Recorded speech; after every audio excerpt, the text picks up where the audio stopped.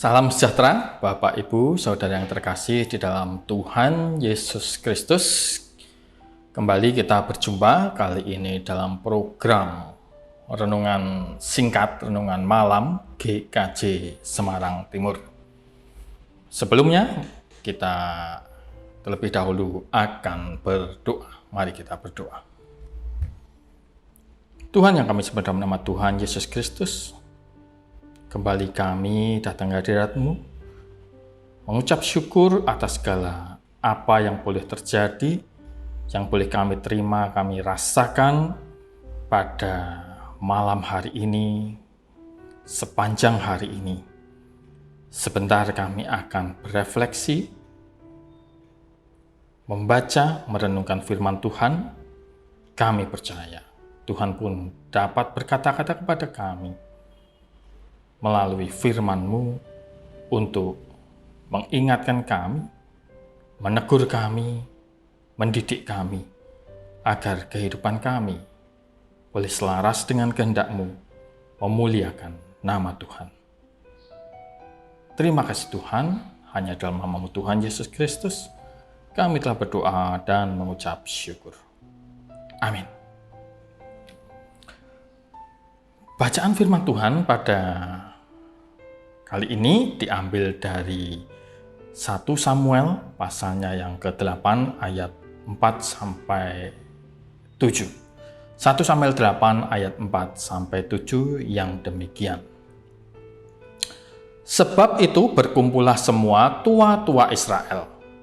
Mereka datang kepada Samuel di Rama dan berkata kepadanya, "Engkau sudah tua, dan anak-anakmu tidak hidup seperti engkau.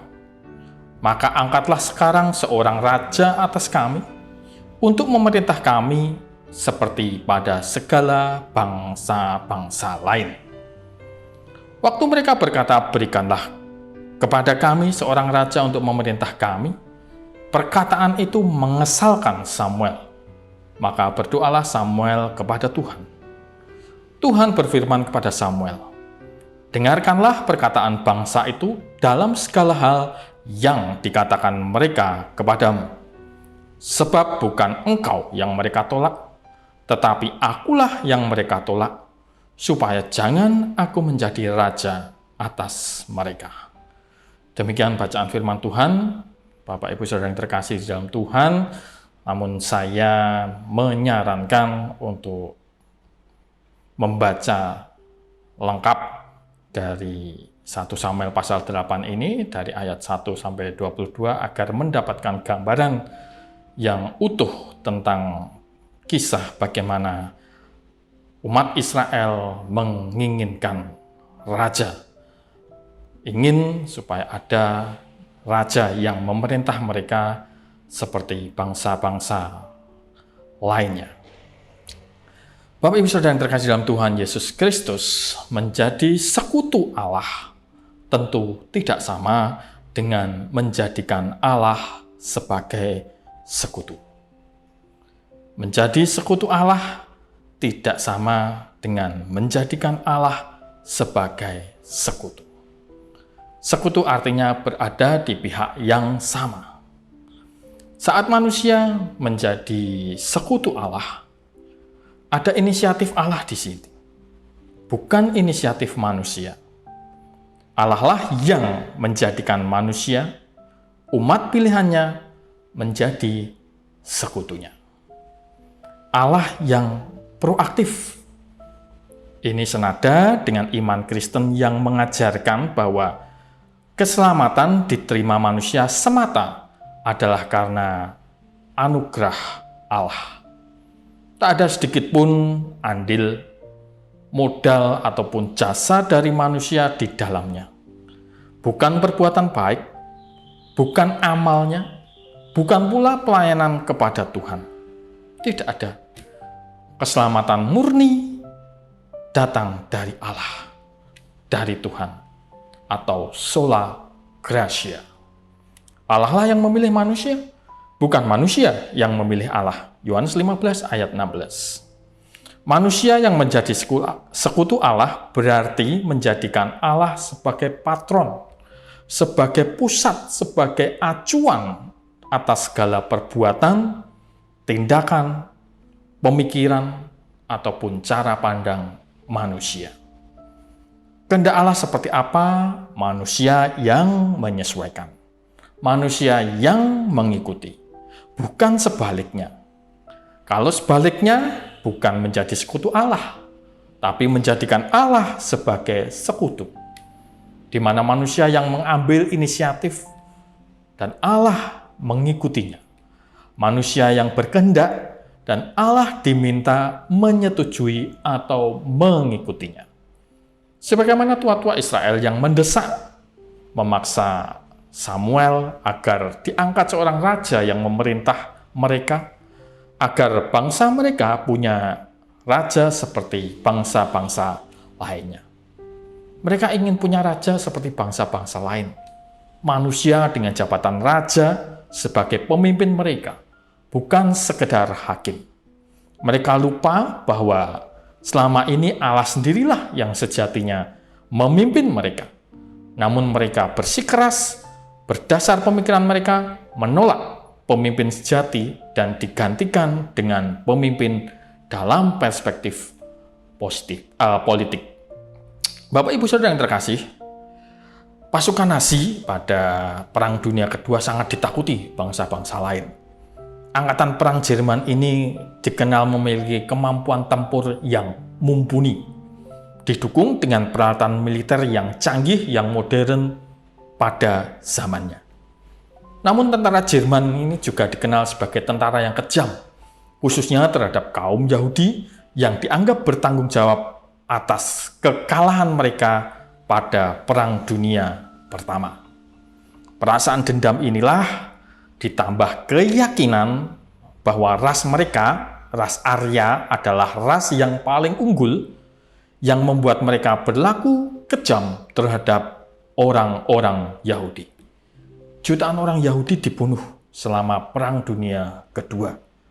Di antaranya dieksekusi dalam kamar gas atau dibunuh di kem-kem konsentrasi yang tersebar di wilayah Polandia, di Auschwitz, di Belzec, di Sobibor, di Treblinka.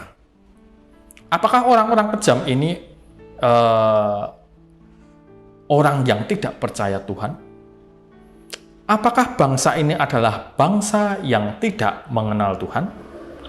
Kalau dilihat dari seragam militernya, tepatnya pada gesper ikat pinggangnya, jelas-jelas tertulis Gott mit uns. Saya tidak tahu apakah pelafalan saya ini sudah benar atau belum. Itu kalimat dalam bahasa Jerman yang artinya adalah Tuhan beserta kita, atau Immanuel. Bagaimana bisa bangsa yang bertuhan berlaku kejam, bahkan sampai melakukan genosida atau penghapusan etnis?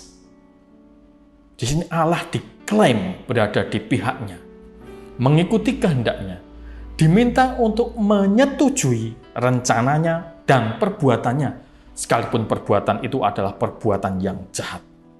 Tuhan dilibatkan hanya untuk melegalkan perbuatan yang sejatinya bertentangan dengan kehendak Tuhan. Ini bukan menjadi sekutu Allah, tapi menjadikan Allah sebagai sekutunya. Memaksakan kehendak kita di atas kehendak Tuhan berarti menyingkirkan Tuhan bertahta dalam hidup kita. Berarti menolak pimpinan Tuhan, menolak Tuhan menjadi pemimpin hidup kita. Rancangan Tuhan pastilah yang terbaik. Siapakah kita sampai mau memaksakan proposal kita agar disetujui Tuhan? Sekalipun menurut pandangan kita, proposal kita terlihat lebih menjanjikan, lebih baik, dan lebih masuk akal. Kita adalah ciptaan, sedangkan Tuhan adalah pencipta. Tuhan lebih tahu apa yang terbaik untuk kita. Mata Tuhan menjangkau lebih jauh dan lebih luas dibanding jangkauan mata kita.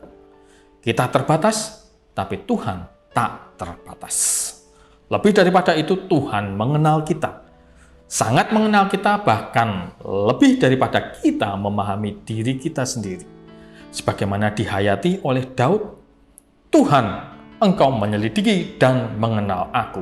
Mazmur 139 ayat 1. Jadi Bapak Ibu Saudara yang terkasih, menjadi sekutu Allah artinya adalah manusia menyelaraskan diri dengan peraturan dan kehendak Allah, mengikuti jalur Tuhan, setuju dengan kehendak-kehendak Tuhan, dengan rancangan-rancangan Tuhan, taat kepada Tuhan.